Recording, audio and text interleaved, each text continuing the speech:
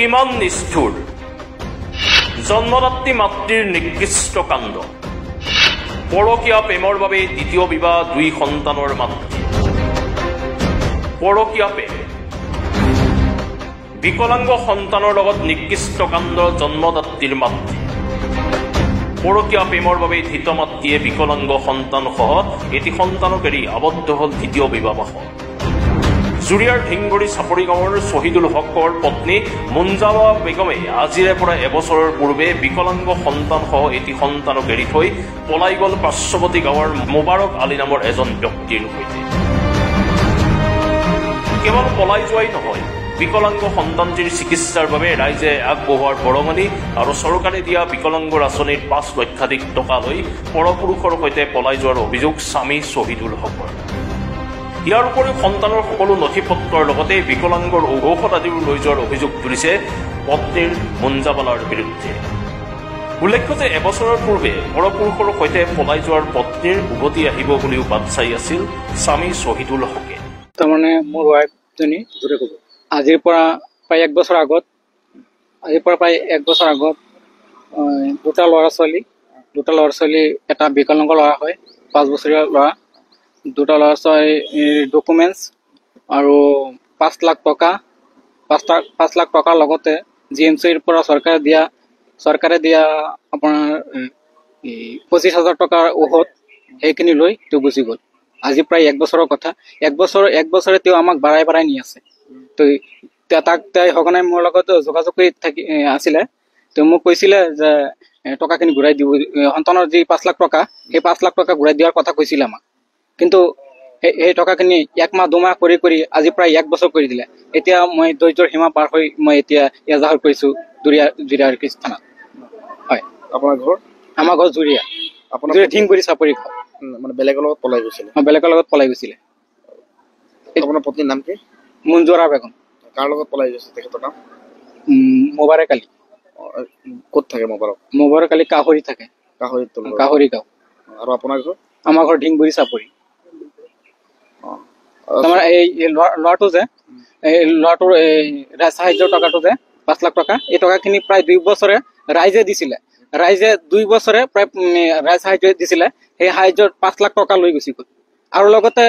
Documents বিলাক মই তেওঁক খুজিছিলো বাৰে তেওঁক আপত্তি জনাইছিলো যে যিহেতু তোৰ গিৰিয়েক আছে এতিয়া সন্তানৰ ডকুমেণ্টছ বিলাক দি দে এই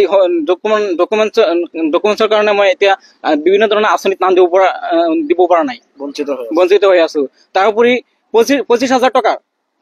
টকাৰ মেডিচিন যি মেডিচিনৰ কাৰণে এতিয়া ল'ৰাটো বাৰে অসুস্থ হৈ আছে এতিয়া আমি সাধাৰণ চিকিৎসা কৰি কোনো মতে আমি হেৰি কৰি আছো কেঁচুৱাটো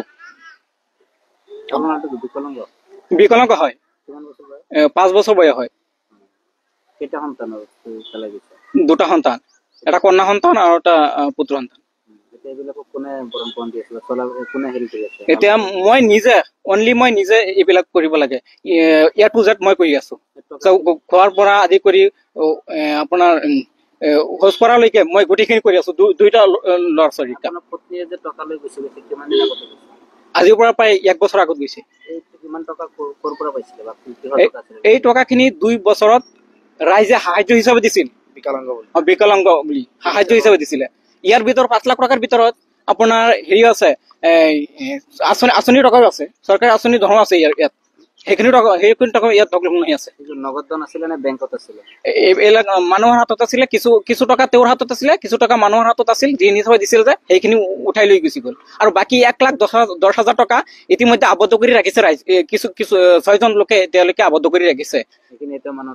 মানুহৰ তাত আছে সেইখিনি তাৰ কথাৰ কাৰণে আবদ্ধ হৈ আছে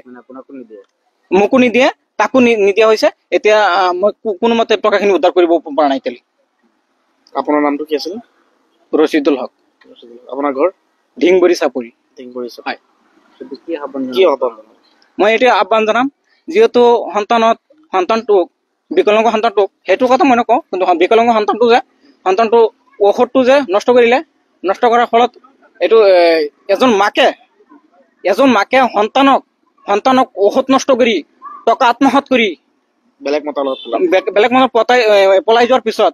এই সন্তানক যে ভুগি আছে, এজন মাকে কেনেকে কৰিব? আমাৰ তাত ভিডিঅ' ফুটেজ আছে, আপোনাক মই দি আছো, ভিডিঅ' ফুটেজ দি আছো, ফটো দি আছো। কেনেকে পাৰে এজন মাকে কেনেকে এনেকুৱা অত্যাচাৰ কৰিব পাৰে, শিশুৰ ওপৰত কেনেকে অত্যাচাৰ কৰে? তাৰ উপৰি শিশুটো বিকলাংগ হয়, চলিব নোৱাৰা। চৰকাৰক মই এইটোৱে আহ্বান জনাম যে আমাৰ নগাঁও জিলা প্ৰশাসনক এইটোৱে জনাম যে শিশুটোক আবদ্ধ হৈ যিখিনি টকা আছে, 1,10,000 টকা আবদ্ধ হৈ আছে, এই টকাখিনি উদ্ধাৰ কৰাৰ লগতে বাকী যিখিনি টকা আছে সেইখিনি উদ্ধাৰ কৰি সন্তানটোক পুৱাই দি যাতে সন্তানটোক লৈ দুটা সন্তানক লৈ যাতে আমি সাধাৰণভাৱে জীৱন যাপন কৰাত সকাহ পাওঁ, তাৰে আহ্বান জনাম। পত্নী নাহিলেও সন্তানৰ চিকিৎসাৰ বাবে ধনখিনি বিচাৰি ইতিমধ্যে জুৰিয়াৰ আৰক্ষী কাষ চাপিছে স্বামী শ্বহীদুল হক। এতিয়া সময় শেষ হ'ব, কি ন্যায় পায় ভুক্তভোগী স্বামী শ্বহীদুল হকে? এই বিষয়ে মই অৱগত কৰিব বিচাৰিছো, কাৰণ আপুনি এদিন আগত মই আপোনাক দেখিছো সাধাৰণ এটা বিকলাংগ ল'ৰাক ই ৰিক্সা বিতৰণ কৰি হাত বুলাই